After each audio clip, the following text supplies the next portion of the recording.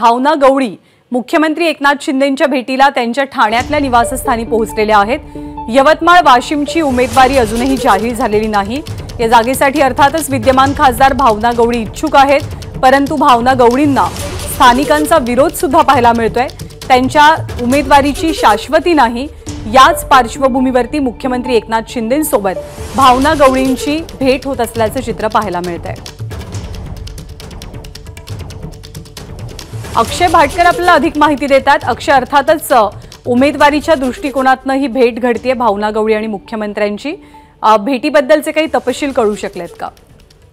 आत्ताच भावना गवळी आलेले आहेत मुख्यमंत्र्यांच्या भेटीला आणि भावना गवळी यांच्यासोबत राहुल शेवाळे आणि कृपाल तुमाणे हे देखील यायची शक्यता सांगितली जाते। मात्र ते दोघंच अजून आलेले नाहीयेत।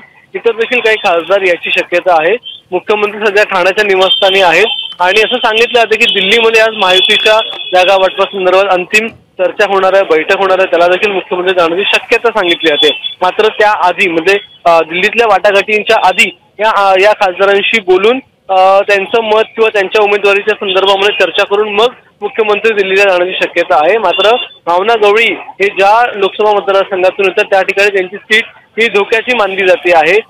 भावना गवळी यांची उमेदवारी देखील धोक्यात मानली जाते। त्यामुळे कदाचित आता मुख्यमंत्र्यांशी चर्चा करून मग पुढील ज्या वाटाघाटी आहे किंवा त्या सीट संदर्भात देखील चर्चा जी आहे ती केली जाणार आहे आणि म्हणूनच कदाचित भावना गवळी या मुख्यमंत्र्यांच्या भेटीला आता आलेले आहेत।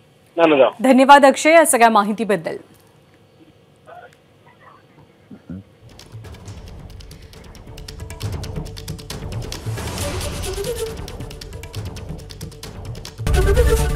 एबीपी माझा, उघडा डोळे बघा नीट।